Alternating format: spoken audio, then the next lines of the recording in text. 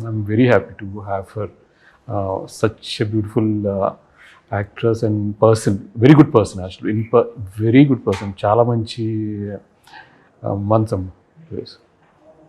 Sir ఈ సినిమాకు దీక్షికమ్మని సూర్య వశిష్ఠ సార్ని ఎందుకు పెట్టాలని మీకు అనిపించింది?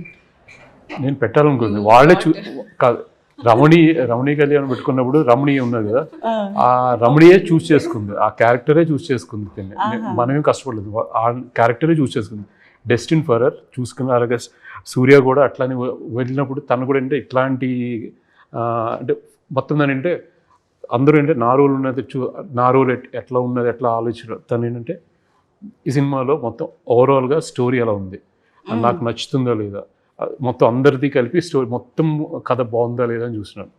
సో అలాగా తనకి నచ్చింది స్టోరీ అంతా.